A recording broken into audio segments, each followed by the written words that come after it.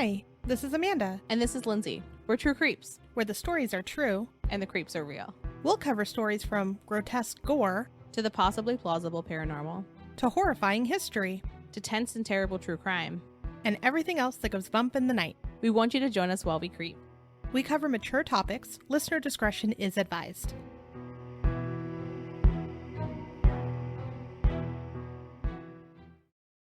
Hello, everyone, and welcome to our first Podiversary episode. I cannot believe that we have been creeping with you for a year and with each other. Isn't that crazy? That's nuts. It's gone by incredibly quickly. I feel like we're still on our first episode that wasn't ever technically aired. Yeah. The first Texas Killing Fields episode. I feel like we just finished that one. Yeah.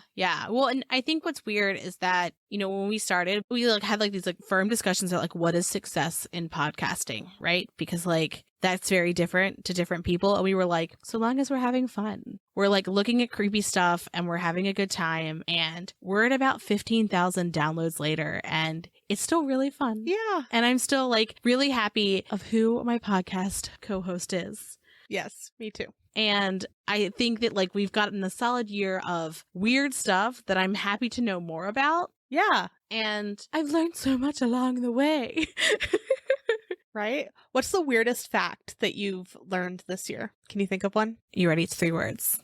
Okay. Project, midnight, climax. I should have known. You should have known. And also a sarcastic bitch with bangs. Oh, yeah. The fringe head. Yeah. I learned a lot about the ocean this year. Also blue holes still haunts me. Yes. What about you? I think some of the testing years down the road for DNA on cold cases, I've learned a lot about that. Yes. That I probably shouldn't know. It's probably incriminating. What else? Not a Basilosaurus, that's for sure. Oh, the cone snail. Oh, yeah. The creepy little snail that's super, super terrifying. That little bitch can kill 20 men. Yeah, Don't count small things out. Yeah. Sea monsters. So everything kind of comes back to sea monsters. Doesn't it always? Well, today, what we have been working on for almost a month now?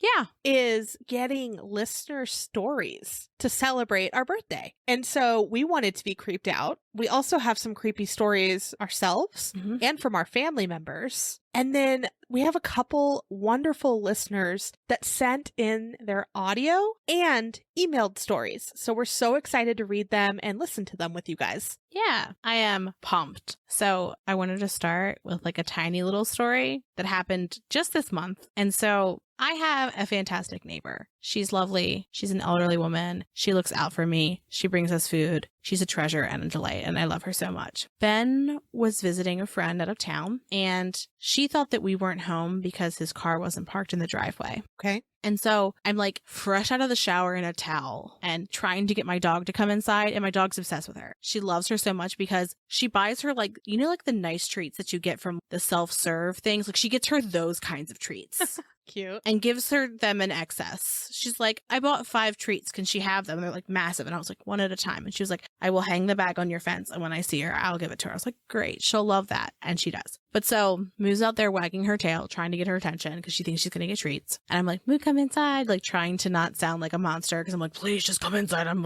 in a towel. And my neighbor's like, come here. And I was like, I'm in a towel. And she's like, well, get dressed and come out. And I'm like, yes, ma'am. She's like my grandma.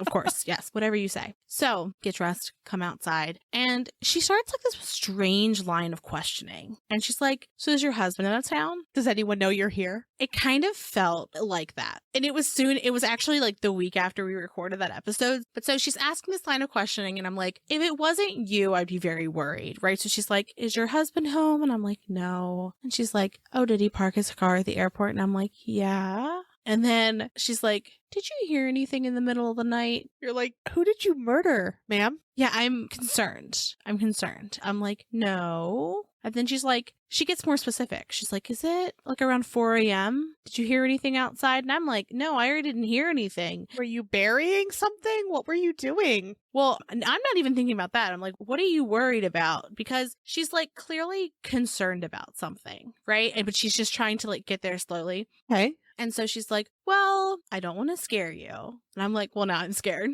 Like I'm scared. So she's like, but around 4-ish in the morning, her son lives with her. My son was looking outside and he saw a person in an older car park in your driveway, get out, and one person stayed in the car and one person got out and they started walking towards your front door and they were creeping very slowly towards your front door. She looks at me dead in the eyes and goes, I don't know what they were going to do to you when they got into the house. She was going to let her son just sit and watch it unfold. Well, I don't know, but like, it's just that phrase that like my heart dropped, right? It was like, I don't know what they're going to do to you when they get inside the house. Like it like echoes in my brain. And so I'm like, I have a ring. And like, I had actually slept with my phone like next to my head with like do not disturb off with the like sound on. Mm-hmm. So like my ring should have woken me up. And it didn't. So step 1, I don't like that. And then step 2, my ring should have captured whatever had occurred. But so I'm like, well, let me go look at my phone and check my ring app.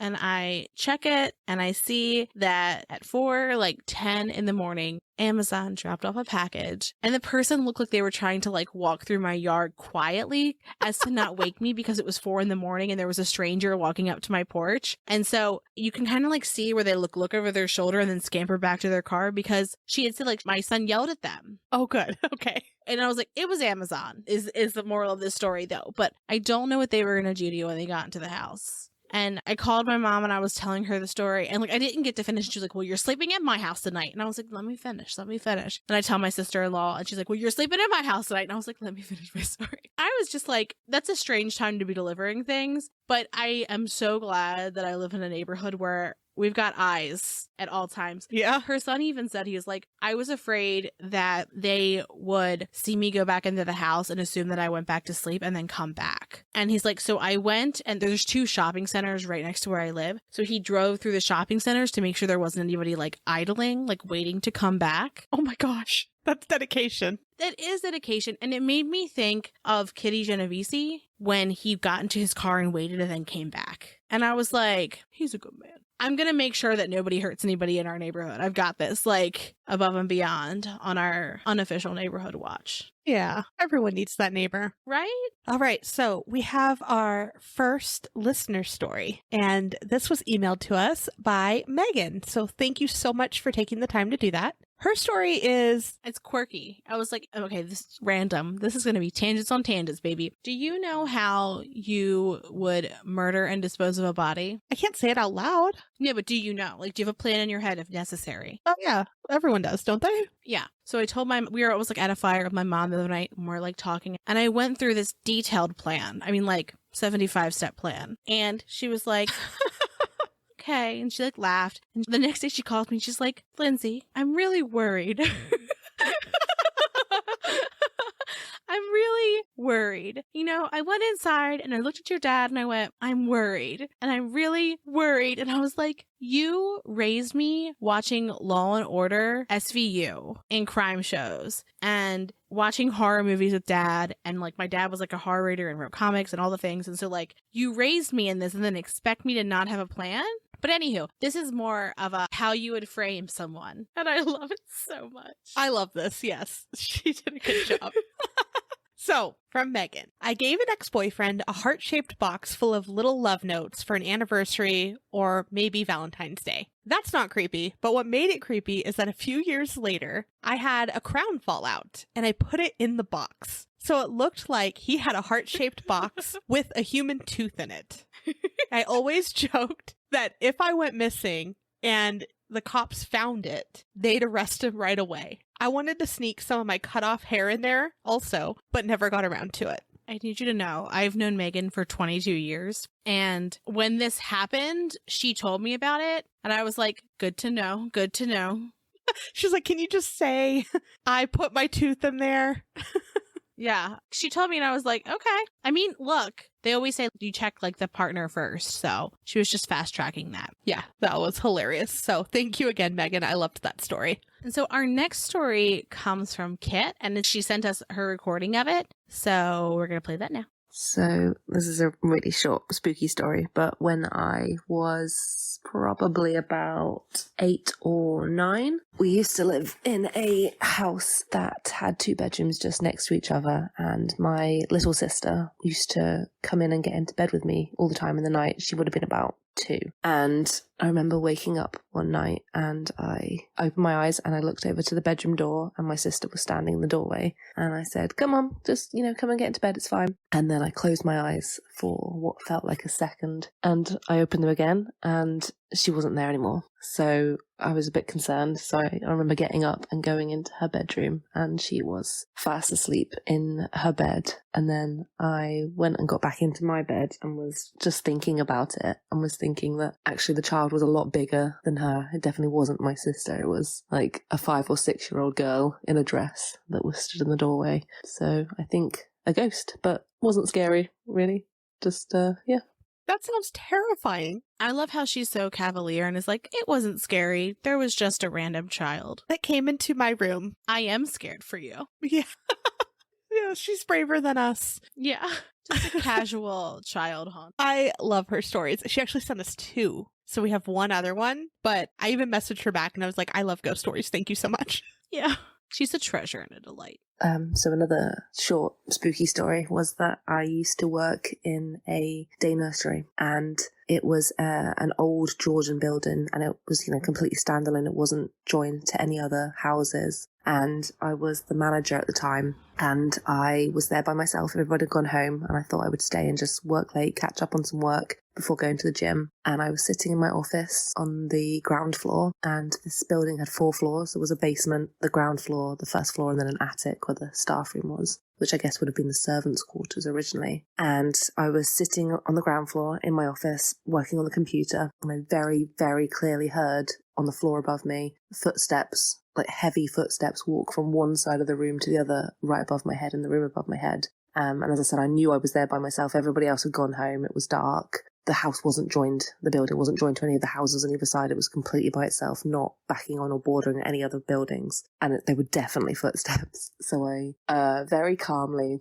finished what I was doing, saved my Word document or whatever I was working on, and shut my computer down, put my things away in my bag, got up, got my keys out, went, set the alarm, turned all the lights off, went out the front door, calmly walked down the ramp, out into the garden, out the gate, onto the road, and then just ran all the way down the road until the nursery building was out of sight, because I didn't want the ghost to know that I knew that I'd heard it, even though I'm sure it knew that I knew. And I didn't ever work there late at night ever again. And lots of spooky things happened in that nursery. Lots and lots of spooky things. We would quite often in the mornings, we would be the only staff there. There'd be 1 or 2 of us that just opened up, and we would hear children running in the rooms and giggling, but there would be nobody there. And it would, on multiple occasions, when there was 1 or 2 of us there, we'd come out thinking that children would come in early, and because we'd heard this, and then just find the other person saying, like, "Did you hear the children?" And I was like, "Yeah." And also my sister's probably the best one to speak to because they also worked there, but there was some incidents of things sort of flying off shelves upstairs in the upstairs rooms. Yep. I love that she was worried whether the ghost knew that she knew that the ghost knew that she knew that the ghost knew. You know what I mean? Yes, I love her. It's never occurred to me to be worried that a ghost knows that I know. Oh, no. That is something that goes through my head. Really? Yeah, like, if they know that you know they're there, then maybe they're going to, like, come to you. But if they don't know that you know, that they know? Yeah, then they might just go about their business. Totally makes sense. No, it's a very valid concern. It's a very valid concern. It's just not something that I had worried about previously. I've lived in haunted houses. Marge, for example, Marge knows that I know. First off, she's an avid listener of True Creeps podcast. She was like, I needed to close down my document, pack up. When I'd be like, all right, you want my Word document? You want my stuff? You want my water bottle? Like, good, take it. Mm-hmm. And I would have left. But she's just so brave. I'm going to pack up my things and casually leave. No. I didn't hear you. I'd be like, oh, I have to be somewhere that involves nothing I own other than my keys. Exactly. I didn't know. I'm just going to my car like I always go to my car for something I forgot. Very quickly. Yeah. So thank you so much, Kit, for making the recordings. We absolutely loved them. Yes. and I could listen to her talk all day. Oh, yeah. So our next stories come from Jessica. So thank you very much. We're going to get right into them. So the first she titled Grandma's House. My grandma, my mom, and I were hanging out at my grandparents' house one afternoon when I was 13 or so. We were downstairs, all the way in the back of the house, in a bonus room my grandfather had added on a year or so prior. Out of nowhere, we heard running water, so we got up to check on where it was coming from. Eventually, we found that the sink in the second floor bathroom at the front of the house was running at full blast, hot and cold. Very bizarre. Yeah. I feel like I would be like, there's flooding. Also, if I heard water when there should be no water, I would just assume like a pipe burst and would be like on high alert. But so, she continues, there was just no way any of us accidentally left the water running like that, and the sink was relatively new, that bathroom having had been remodeled around the same time the addition was built. We were all a little spooked, and the rest of the afternoon my mom and grandma told me all sorts of other creepy things they experienced in the house. Their dogs would bark at nothing, there's creaking footsteps coming from the attic, and the scariest of all was an ashtray splitting in two pieces right before my mom and my aunt's eyes. While I never had another weird experience, the information always made me feel a little bit better about the fact that I've always just felt creeped out about the house. Or at least I felt like I was a little less paranoid. Hair. Yeah. I feel like sometimes you just get like a weird vibe from a house. Mm-hmm. And to know like, oh, this justifies everything. Absolutely. Yeah. And you should always have a dog, right? Like the dog lets you know what's up. Always. Perfect example. Speaking of creepy houses, I don't know if I've told you, but real quick, we're allowed to do tangents all day. This is our birthday episode and we'll tangent if we want to. We do what we want. Yeah. So when we were looking at houses, we looked at like, I don't know, 20, 30 houses. Like it was so many houses back to back to back. And our realtor was just like taking us around, and this house checked off every box, right? Had everything we wanted, big backyard, just everything. And we walked up to it and we go in, and I instantly was like, no, I don't even need to see anymore. And she's like, what are you talking about? And I was like, I can't do it. This house is weird. And she's like, this literally is every box. As a realtor, of course, she's just like, what the hell? Get over the ghost, sweetie. It's got a walk-in. I don't want this house. Nothing is going to make me want this house. It was so cute too. But I only made it to the living room. And then I was like, okay, we're good. And we left and we never went back. And I called it the murder house every time she tried to refer to it again. Did it feel spooky or sinister? I'd say more sinister. It was like, it felt really sad and I don't know, just creepy and horrible. And I hated the feeling when I walked in. And so we didn't buy it, but it would have been like in a perfect area. I wish it wasn't murder house, but it was, and we couldn't have it. Yeah. This is also completely unrelated, but as I'm looking at Amanda's beautiful face, I feel compelled to tell you that we're both wearing tiaras right now. Our birthday tiaras. Yeah, because Amanda got them for us. I have a green one with beautiful little gems in it. Her anniversary gifts are coming this week, and I'll need you to post them when they come in because they're all very specific. Oh no. True Creeps references or like things we've mentioned. So I'm very excited about them. Some of them, like Facebook was like, you need this. And I was like, not I. You're right, Facebook. Thank you for listening to everything I say. Facebook also listens to True Creeps. Everything does. Which, interesting note, you can now listen to podcasts on Facebook. Isn't that weird? You could listen to True Creeps on there, but I added it to it. But I was like, this is an interesting thing that I don't know if I'll ever personally use. Well, like while you're scrolling, listening to something makes sense. I guess. But you know what I hate? I hate sound coming from a browser tab that's not a video that I'm actively watching. You know, like when like sound comes on, you're like, which one of you don't know this listener, but Amanda and I keep a minimum of 30 tabs open at any given point. So I'm like scrolling through and I'm like, which one of you little fuckers has an ad that won't turn off? Because I'm like rocking out to my music and like researching and it's like, do you want fla fla fla fla? This is a medication type. Yeah. And it's just like giving me an advertisement. And I'm like angrily like clicking each tab, trying to figure out where the sound comes from. Well, I love in the middle of the night when I'm researching some horrible murder or like something that's just, I'm on edge and I'm like, and then how'd they catch him? And I'm like, you know, doing my notes, have my 35 tabs open. Mm-hmm. And then all of a sudden some anchor from like 20 tabs ago starts talking and screaming in my ear and I jump and my heart stops for a moment. I've had that too. Just know that I go through that at least once a week. Yeah. I also sometimes, it's not a problem now because I used to have my office space and also like where I would record upstairs in the room next to our bedroom. And every once in a while I would be like, and I'm out. And I just walk away from my computer. I wouldn't lock it, wouldn't turn my volume down. So that would happen. It would just turn on, but in the middle of the night. Anywho. All right. Well, Jessica actually sent us two. And I've heard this one before, actually. She's told me this one. And where she lived just sounds crazy scary. And she is also braver than I am. So from Jessica again. After college, I lived with two friends in an apartment where certain was haunted. The apartment is in what once was a huge single family home built in the early 1900s. There's your first problem there. Remember, every ghost is from the early 1900s, 1800s. Have you seen the meme where we're waiting for millennial ghosts to be like, it's Britney, bitch? Yeah, that's exactly what I thought of there. Yeah. So during the year we lived there, we experienced some weird things such as randomly slamming doors, scratches that appeared without explanation on the backs of our hands, and visiting dogs would bark and growl at nothing. Again, everyone needs a dog. But in general, we never felt threatened or scared. Mostly, we joked about our ghosts. I'd feel a little threatened if they were scratching my hand, though. The most vivid experience I had happened one night when I fell asleep in the living room. I woke up in the middle of the night to see someone sitting in front of the TV in an Adirondack chair. She was a black woman wearing a red bandana, and she turned to me and said, "Do you mind if I watch VH1 Soul?" Not at all. Put it on. It was already on, so I just nodded and turned over and went back to sleep. I could have just been dreaming, but given the other experiences and the feeling my encounter was so real, I'll always believe I met a polite ghost who just wanted to watch some TV that night. Could you imagine being a ghost and you're of a time where you understand what TV is and all you can watch is what somebody else wants to watch? That sounds terrible. Sounds awful. I like how polite they were. Yeah. Well, it sounds like maybe that was the nice ghost. Maybe there was more ghosts because it seems like one wasn't so kind and then this one was just nice and polite. But she had a couple. I want to say there was more stories she's told me about. So she has some good creepy ones. So thank you, Jessica, for sending those. Yes, thank you so much. Also, Amanda and I plan on creeping for a bit. So we're going to have a birthday next year.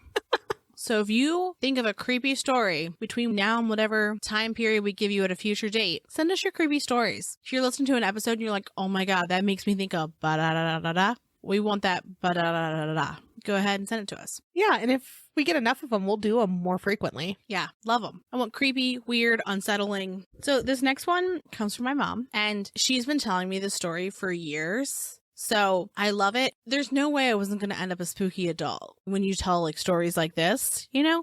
But so this is Susan's story. It was a summer when I was about 9 or 10, and it happened a week or so after the incident on Dixie Hill. But that's another story. At that time, people didn't really have central air conditioning or even air conditioning, so we left the windows open. I woke up because I was thirsty, and my mom always put a pitcher of ice water in the room with us. I got up to get a glass of water when I heard a funny noise coming from outside, and it was a cat. I could hear it meow. Then I heard an older voice say, "Climb higher." Ugh. Then, a few seconds later, another meow, and again, "Climb higher." So I went to the window, and on my front porch was the witch from Dixie Hill. We called her the witch because she was somewhere between 80 and 90 years old, and she would walk down the alley behind the houses with a big stick. When the dogs of the neighborhood would begin to bark and howl as she walked past, she would lift her stick, and suddenly they were quiet. I need one of those sticks for when I train. I know, right? If you had that magical ability, you would be beloved. So this verified to all the kids in the neighborhood what we already knew. She was a witch, and we were convinced. But anyway, I was at the window, and on my porch, I saw the witch. I could see the cat climbing up the side of the wall in my house and hear her say again, "Climb higher." I screamed and called for my mother and had her come look and see the cat and the witch. My mother came in and tried to soothe me by saying it must have been a dream, because she looked outside and she saw nothing. But I pointed to the glass of water that I had poured, obviously while I was still awake, and I had never sleptwalked before or since. My parents even went downstairs to check and convinced me to go back to sleep. The next morning when we woke up, there were scratch marks on the window screen that were not there before, and they were clearly from a cat.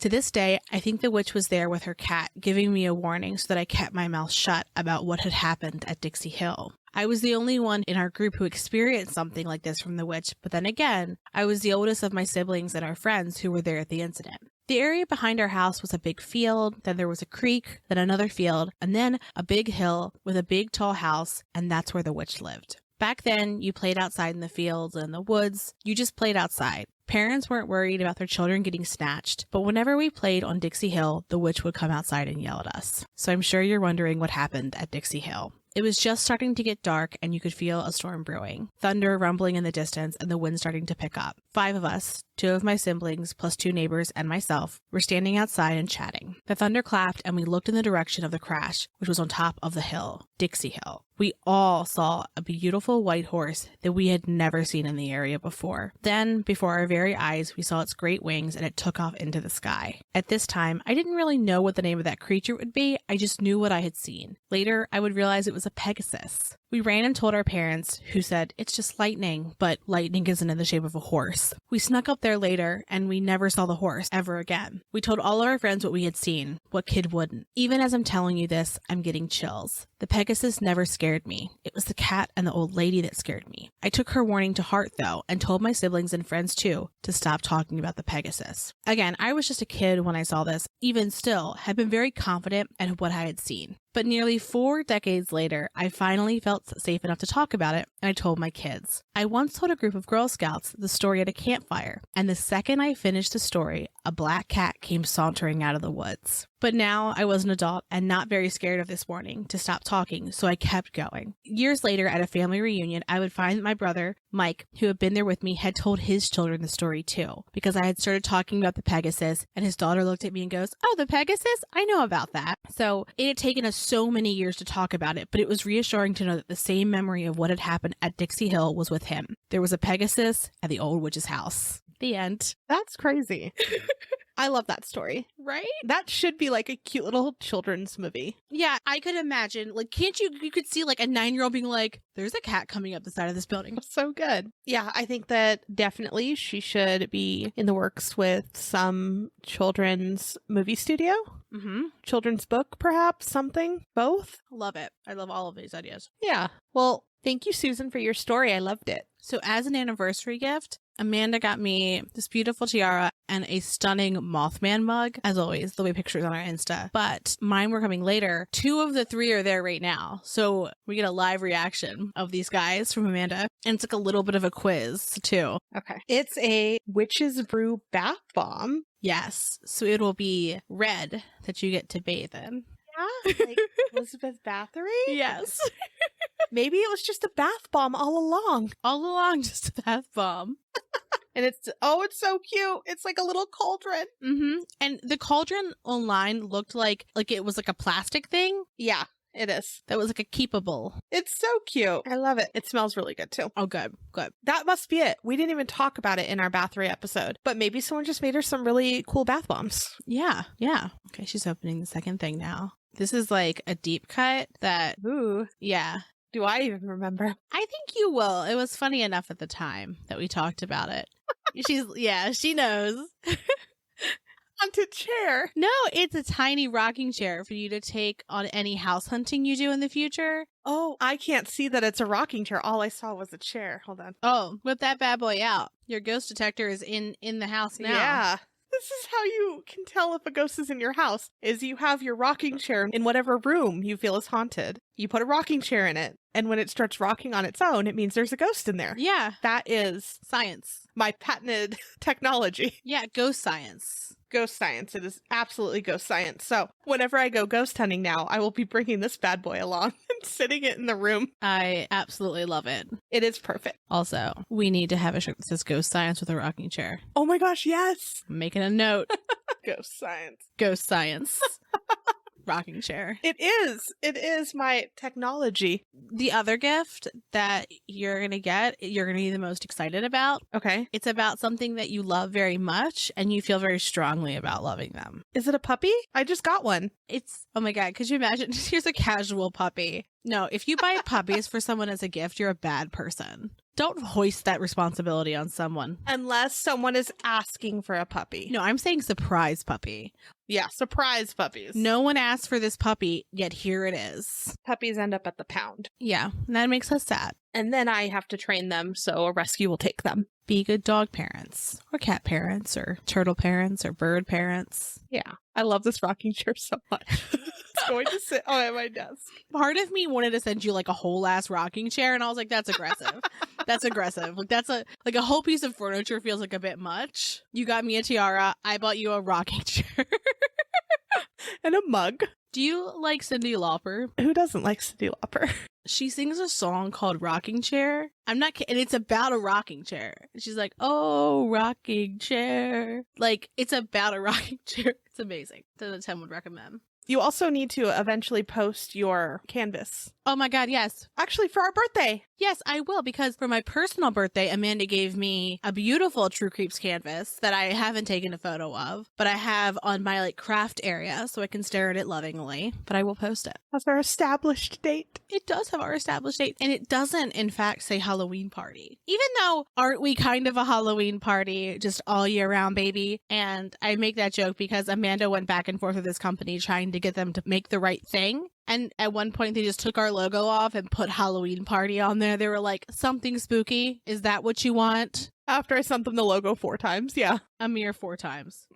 All right. So should we get back to our celebration? Yes, we can. And I'm excited about our next one. Yeah. Because she's going to teach us a few things. So Nora sent us a couple recordings, and also she has given me several stories that we've already used throughout this last year. Mm-hmm. And so I've given her credit each time. But when you're listening and I talk about Nora, now you can put a voice to the name. Yeah. Hi, True Creep fans. This is Nora coming to you from Surprise, Arizona. And I wanted to share with you guys the story of El Cucuy. We thought it'd be appropriate since Hispanic Heritage Month is about to start. So the story of El Cucuy is, I guess, the Mexican version of the boogeyman. There's no face attached to him, really. He's just kind of like a big, tall, manly figure, I guess. But the tale goes that if children misbehave, or if they're being bad to their parents, or if they've done something really bad, then El Cucuy will come and get them or come and steal them. So when I was little, I was terrified of this man. And I wasn't a bad kid. It's not like I ever did anything that was really bad that would, warrant him coming for me. But now that I think about it, I feel like maybe it was from somebody who started a long time ago that just wanted to scare their kids. But he's supposed to be very tall, not like Slender Man tall, but he's supposed to be very tall, kind of like Hagrid, if I were to picture how big he would be, if there's any Harry Potter fans out there. So he's very tall and very broad shoulders. And what makes him especially scary is that he comes and he takes the kids at night from their bed. So you can go to sleep and everything is fine. And then the Cucuy will come and take you from your bed if you've done something especially bad. And then you never see your family again, and he takes you into whatever underworld world he lives in. And that is the end of you. So I've recently thought about this because I have 2 boys. I'm a mom of 2 boys, a 5-year-old and a 3-year-old. And lately, when they've been bad or if something scary happens, I kind of just like plant the seed and I tell them, ooh, El Cucuy. Like if they hear something or if they like get freaked out about something, I'll be like, oh, that's El Cucuy, watching, making sure you're being good. And so that usually sets them straight. So I don't know how much trauma I'm going to give them for just saying things like that to them, but they get very scared. And after that, they start listening. So thanks, El Cucuy, for making sure that my kids are always listening. And while we're in the tales from Mexico, there's also a tale of La Mano Pachona. And I remember this one a lot because my grandpa, every time my grandpa would come home from Mexico, the grandkids would sit around him and ask him to tell us scary stories. So it was always one of El Cucuy, and then there was always the other one of La Mano Pachona. And it's basically, if I had to draw it out for you, it looks like the hand from the Addams Family, except it's supposed to be a lot hairier, but I never pictured it that way. But anyways, this hand will come and pull your legs at night, come and pull your feet if you've done something bad or if you're misbehaving, or like my grandpa would say, like if you would stay out too late and you came home at indecent hours, whatever that may be, and if you went to sleep, that the Mano Pachona would come and pull your legs. Or it would knock on your window and it would do kind of like a stop sign motion, which in Mexico, it kind of means like you're going to get it. So the hand would just be like there at the window and it would be like in a floating stop sign motion telling you that you're going to get it and that it's going to come for you. So there's plenty where those came from. I know that they mentioned La Llorona before. So all of those are tales that I grew up listening to and being afraid of. So I thought I'd share them with you. Thanks, guys. Well, first off, we need to go to that last one with the hand. I don't like that at all. You don't want this like creepy little hand crawling all over you? No. Pulling your legs? No. I absolutely, well, no, because I mean, like, don't we all cover our tootsies so that something doesn't get our toes in the night? That's why we do it. Yeah, I didn't even know that there was a legend about it happening somewhere. Yeah, she has the best stories. So she has the creepy stories from Mexico, which I've shared in previous episodes. And then I was telling her we were doing another hint, hint, urban legend episode coming up. And she was like, I have great ones from Mexico. So I actually had asked her about the El Cocoy before. Please tell me about it. And then she's like, oh, I'll just record it. So terrifying. And it's a great tool to scare your children. As you should. Think of Christmas, right? So thank you, Nora, for giving us some creepy recordings. Yeah, I 10 to 10 loved it. And a new thing to be afraid of. I'm always looking for this. So the next is from Jamie. Again, another treasure and delight. Are you noticing a theme that everyone who submits stories is therefore a treasure and delight to me? Normally they're a treasure and delight before that. But anywho, this is Jamie's story. So when I was a teenager, I had a much younger half-sister named Corey who had a Teddy Ruxpin. When I read the first line, I was like, and I'm hooked. Already. Yeah, which was very popular at the time. For those that don't know, Teddy Ruxpin was a teddy bear with a cassette player in his belly. Teddy Ruxpin could move his arms and mouth to the story playing from the cassette. So think like a live action TikTok before that was a thing. I hate myself. My half-sister loved that thing. One night she was supposed to be asleep, but she was up talking to Teddy. My dad went in there after hearing Teddy's voice and asked what she was doing. And she said, talking with Teddy. You liked my high voice there? Yeah, it was great. My dad was about to scold her when he saw and heard Teddy talking and moving. Only Teddy didn't have a cassette tape in his belly, and he wasn't turned on to play a cassette. My dad immediately grabbed Teddy, who was now screaming, ouch, give me back. My dad took Teddy out to the garage and put him in a 5-gallon paint bucket, drowning him. 10 out of 10. He drowned. 10 out of fucking 10. Dad took the bucket to the back of his truck and drove Teddy out to the desert, where he threw the paint bucket out of the truck in a deserted area. When my dad came back, my half-sister was in tears. She wanted her Teddy back. Soon after, my half-sister was down for a nap. There was talking from her room, and my stepmother yelled across the house, Corey, go to sleep. The talking stopped. My stepmother then saw a dark-haired kid walk by the kitchen. Corey, she said, go back to your room and sleep. And the figure walked back to Corey's room, except Corey wasn't tall enough to be seen over the top of the counter. My stepmom realized this after a few minutes and went to check on Corey, and she was sleeping. When my stepmom checked the whole house, she didn't find anyone. When Corey got up from her nap, my stepmother asked who she had been talking to, and she said, Teddy. When Corey described Teddy, it was the same description of the dark-haired kid my stepmother had seen from the kitchen. After that, I refused to spend the night at my dad's house. Too spooky for me. Oh my gosh. Whew, I got chills. Chills. Everything comes from Teddy Ruxpin. Yeah, I mean, I want to know what they were talking about. Oh man. Just everything about Teddy. Did you have one? I had one. My husband had one. You didn't have one? Not that I remember. Already creepy. Playing a cassette, talking, chatting away. But now, I've already talked about it, but now that they've redone Teddy, they've made him even scarier. Great. And he literally has dead eyes. Oh, he does have dead eyes. He has dead eyes. I also think that they did that a little bit on purpose.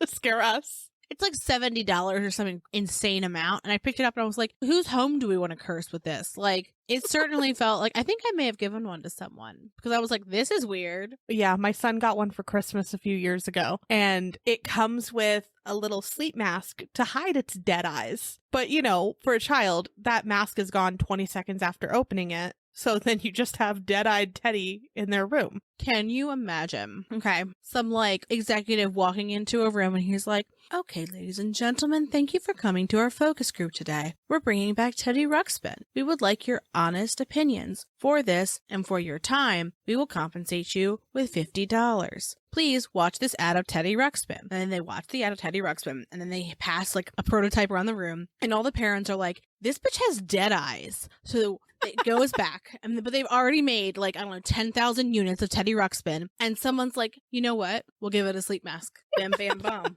Don't even send it back to test groups. We're done. Done. That's how that had to have happened, right? Like, absolutely. If you knew it had dead eyes from the beginning, you would change the eyes. You wouldn't be like, little sleepy mask, little night mask.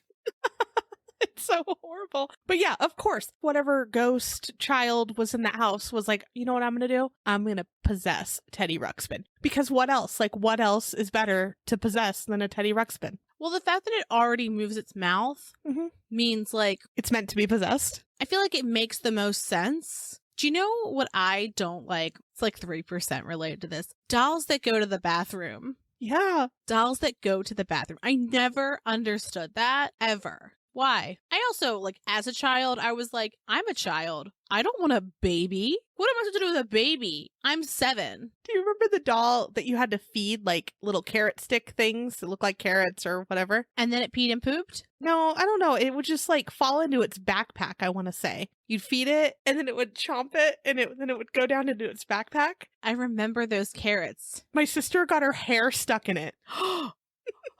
She deserved it. I remember sometime in like the late 90s, like Dateline started really getting into scaring parents. They were like, we need consumers to be aware. So like I was like 10 and my dad was like, you can't sit in the front seat anymore. My mom was like, you'll be decapitated by an airbag. And I was like, okay. Yeah. Then later on, there was like a little girl whose hair got stuck in a jacuzzi jet. Hence where this story is coming from. My mom was like, never a jacuzzi. And I was like, what am I doing with my hair near a jacuzzi jet? Like, I imagine the little kid was like swimming around, but I was like, oh God. Anyway, listener stories and tangents is the name of the game. Yeah. Well, thank you, Jamie, for that story. We've said it before. We'll say it again. If you have a Teddy Ruxpin, beware. Yeah, because they're looking for it. They are. Every time I go to a secondhand store, every time now, because I love to find creepy antiques, there's always a teddy just staring at me. And I'm like, is that the one? Is that the one that we talked about? Secondhand stuffed animals make me nervous, but it's also because I grew up reading The Velveteen Rabbit. So I'm like, they're germ carriers. Well, I did find in our creepy doll episode, our cover art, I found that cool antique doll carriage at one of them, and it was fantastic. There will not be a creepy doll in it. I think I put a Furby in it at one point, but the way that I brought that home is I convinced my husband it would be a cat bed. Is it? The cat's never even gone near it. No. Okay, so next one actually is a story from my mom, and this is short and sweet, but it's really creepy, and I remember a little bit of being there for this, but I was pretty young. But when we moved to Arizona from California, we lived in a house in Mesa, and I just remember the house being really weird, just kind of overall creepy, and my mom went to work. Me, my sister, and my grandma were home, and my grandma was watching us. Well, my grandma called my mom at work, which was not terribly far away, freaking out, saying someone is in our garage. Ruh-roh. And instead of, calling the police like normal humans, my mom was like, I'll be home in a minute, and came home very quickly. She decided, again, instead of calling the police, that she would grab a bat, and she stood at the garage door, the inside door from the house to the garage, and she could hear boxes being thrown. So it sounded like someone was going through boxes, probably just trying to find valuables. And so then she was like, okay, she told her mom, open the door, I'm going to hold the bat so that we can surprise whoever's in there. Well, they open the door, and all of a sudden it goes quiet, and nothing is moved, nothing's out of place, nothing is happening. Do not like. But everyone in the house heard it. So I remember the commotion, right? Like I remember that, and I remember my grandma being really freaked out, but nothing was moved. So they have no idea why the garage was making scary sounds. No idea what could have happened, because there's no way that if someone was in there, they could have left in that second. Yeah. But overall, that house was very creepy. And then, I'll just quickly say it, we moved into a house to Tempe a year later. We did not like that house for some reason, so we moved to Tempe. And I remember this one more because when I would lay in my bed, we had kind of like, I think they were twin beds kind of near each other for me and my sister in the room. Mm-hmm. And I'd be looking up, and it was one of those older houses that had, I don't know if they have them where you are, Lindsay, but they had like the square vent in the ceiling, and you could kind of see through it, but not quite, like, because of course, like your attic is normally dark, so you're not really going to see much. It sounds vaguely familiar. Well, when I'd go to sleep, sometimes I would see a light up through the vent, and I would just think like, oh, there's a light up there. Yeah. But then sometimes I'd hear someone walking. And so I remember my mom coming in a couple times, and I'm like, what is with that light up there? Like, who's walking up there? Yeah. And she's like, what are you talking about? No. And she'd look up, nothing would be on, she'd leave. And then in the middle of the night, I'd wake up and it would be on again. Oh, I don't like that. Well, finally, I don't know how long it took, but finally one night she came in to check on us, I guess, and we were asleep. And she heard someone walking up there too. And she finally looked up and saw that there was a light on up there. So my stepdad, I remember the conversation between them. She's like, you need to go up there and see what is going on up there. Goes up there. There is no light bulb in the little light thing in the attic. It was like more of a storage space. It wasn't like a full-blown attic. Uh-huh. No light bulbs up there. Nothing's up there. Not disturbed. No footprints. No nothing. But she finally heard what I had been hearing all along. Haunting. And saw, I guess, technically the light. Yeah, through the vent. So it wasn't like a bright light. It was through a vent. But it was terrifying. That house now, actually, when we've driven past it a couple times throughout the years, no one lives in it and it is boarded up. Yeah. Interestingly, so the house that I grew up in, and I've talked about stories before, but very haunted. And we lived there till I was about 14. They tore it down after we left. Oh, yeah, you've said that. Yeah. Yeah. And like, it was like there was parts of it that were in disrepair, but the house was just like very, very bizarrely laid out, which I didn't really realize till like I was hanging out with my brother and his wife and my husband. And he was like, "Do you ever realize like how weird the house that we grew up in was?" And I was like, "No." And then we both tried to sketch the layout of the house by memory. And we were like, yeah. And then there was like this alcove in the wall where my dad did like a Christmas village. But like, why was there an alcove in the wall? Like, it didn't make any sense. And like the dining room had black and red, like kind of camo-y carpet. It was a bizarre place. A very bizarre place. So the next story is actually my dad's, and he came over and recorded it. So this is him telling his story. September 1966. A few of my friends, all of us in our early teens, were in a clubhouse my grandfather had constructed for us outside a large open field.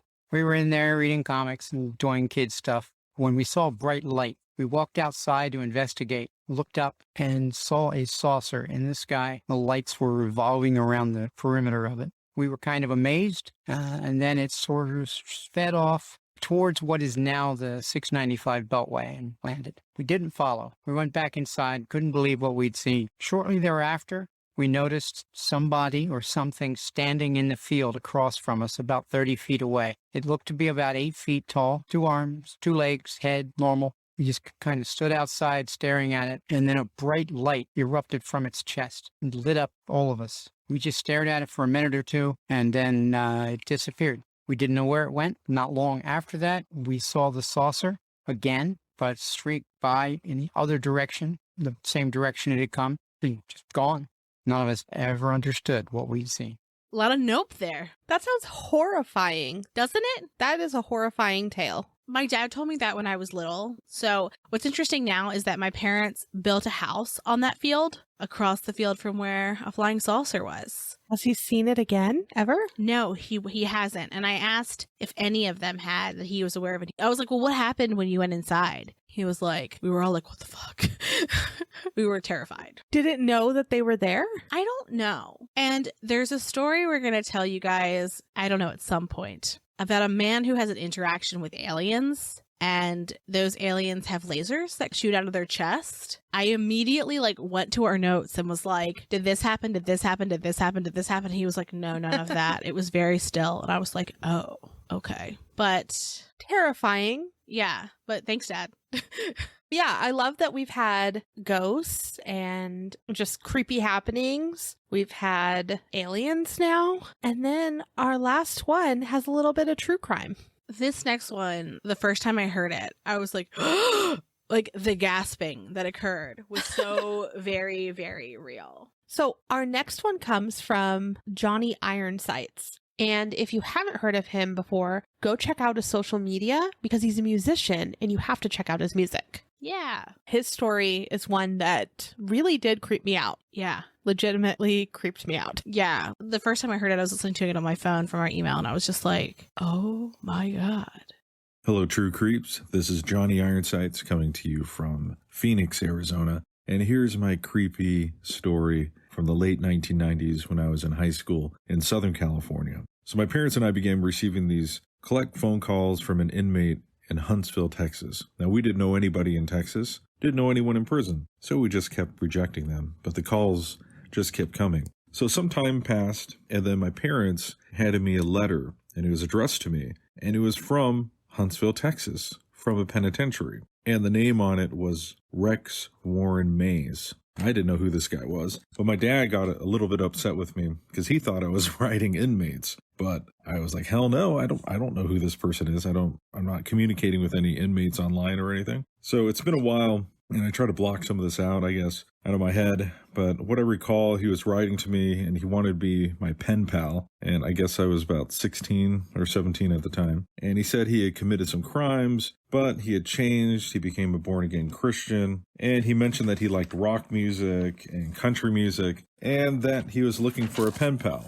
So my dad went to the computer, and this is pre-Wikipedia, but we were able to find some information on Rex Warren Mays, also known as the Clown, a death row inmate. So a little backstory from what I found on the Clown. On July 20th, 1992, he was fired from his job as an Exxon contractor, and he claimed that on his way home to tell his wife that he had lost his job, he had actually parked down the street from his home and then went to his next door neighbor's house and just walked right inside. There he saw two little girls, aged 7 and 10, and he told them, "Hey, turn down your radio," and the girls refused. So he went to the kitchen, grabbed a knife, and just started stabbing them. And he claimed that his motivation was just that he lost his job and he was upset. But the police do believe that there was a sexual motivation, that he was a child molester, and he had also cut out the girl's eyes, which some psychologists have said that this could be a sign that he was a serial killer, that he might have had previous crimes, or that he might actually turn into a serial killer later on. So after murdering the girls, he returned next door, and then he told his wife that he was fired, and then he took a shower to wipe off the blood. The wife didn't notice, and he just sat in his lawn chair drinking soda, and he just observed as one of the girls' little brothers discovered the body next door, came out screaming, the police show up, and he just watched all this chaos. The police questioned him, and he claimed that a black man and a Hispanic man were in the area near the home. So the police started looking at that lead, and until they became clear that he was actually lying. But it took 19 months for them to complete their investigation and actually arrest him. And he actually confessed to the crime. But during that time, of those 19 months, he was still going to children's parties and performing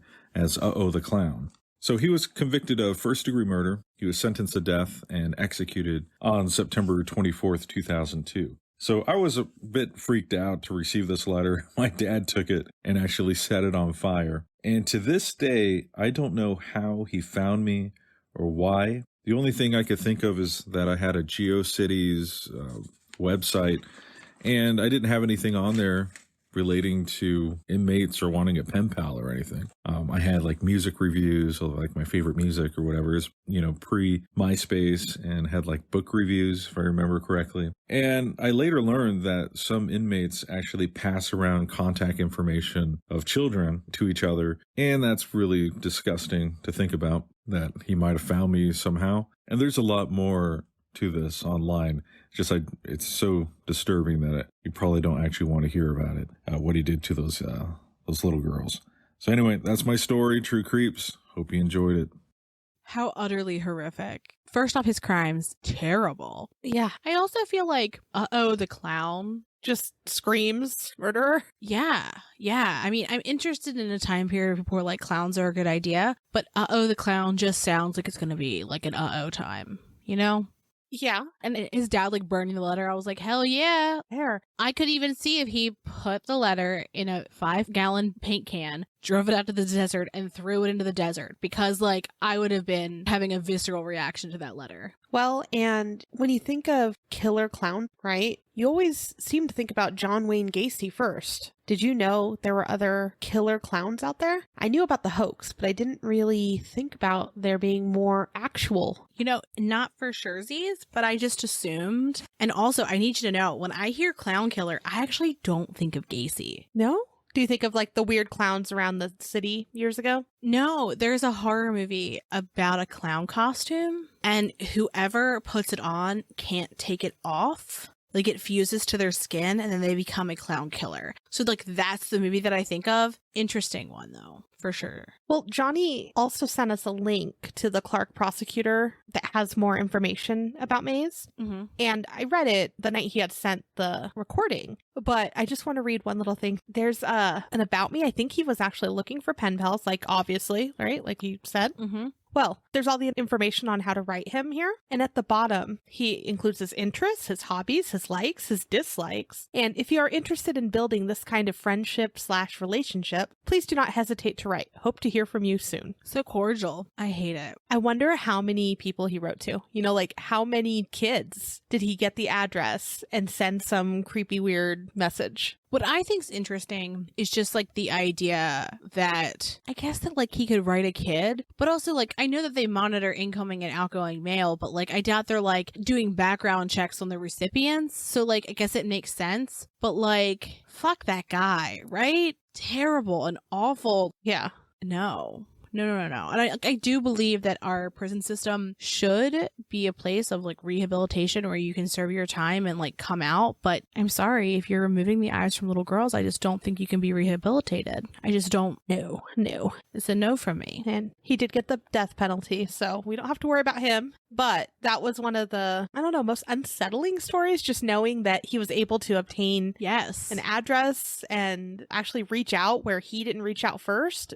So thank you again, Johnny, for sending in the recording. That one did just absolutely creep us out. Yeah, I hate it, but I do love that we have been doing this for a year together. And I do love our listener stories and our Bat Bonfire. And I'm incredibly appreciative of everybody who listens and supports the show. It means the world to us. I feel the exact same way. It's been so much fun. I love all of our episodes. I love researching it. It's just the crazy things that I didn't really expect to have to research. Yeah. That I've researched this year. Yeah. Well, and like, I think some of my favorite things to research are questions that I get along the way. Oh, yeah. Like, I'm like reading something. I'm like, well, then I have to understand how like smells work in old places. Yeah. So because like, why would you be smelling a noxious chemical smell if there's no chemical leak? If you know, you know. My Google search history is probably on some weird radar. Oh, bizarre. It has to be. It absolutely has to be. Well, we have the episodes to back it up, though. You know, when we were researching Leonarda Cianciulli, and if you don't remember her, or you haven't listened back that far, it's a good episode. It's about a woman who's a soap maker and a murderer. She makes people into tea cakes, feeds them to her son. What are tea cakes? Oh my God. I looked for tea cakes and couldn't find any that would deliver to you because I was going to buy you tea cakes. I learned that I should listen to Amanda because she's a better baker. But when we were looking things up, we were like, what is this ingredient? What is that ingredient? And they were like all things that you would use to like destroy a body. And I'm like, we're on some list now. Like if we hadn't been before, we're definitely on one now because we're Googling individual ingredients that make a bad thing. And I feel like internet safeguards are like, that's what they're looking for. They're like, these girls are suspect. But yeah. Well, if you have any show ideas or something that you really want us to discuss, feel free to send us an email. We're happy to look into things. If you're loving our show and have been listening, thank you so much. It means the world to us. And for our birthday, the one thing we ask is if you are enjoying the show, take a minute and please leave us a review. You could do so on iTunes or you can do it on Facebook. It takes just a couple minutes, but it helps us out so much. So again, thank you for the reviews that we've received. Thank you for the listens. Thank you for the stories, the shares, everything. We wholeheartedly appreciate it. We really do. And with that, have a good weekend. Thanks for creeping with us for a whole year. For a year. Thanks for listening. For more information on our sources, please visit our website, truecreeps.com. If you'd like to follow us on social media, you can follow us on Instagram at TrueCreepsPod, on Facebook at facebook.com/TrueCreepsPod, and on Twitter at TrueCreeps. We'd love for you to keep creeping with us. So if you like this episode, please subscribe, rate, review, and share the show with your fellow creeps.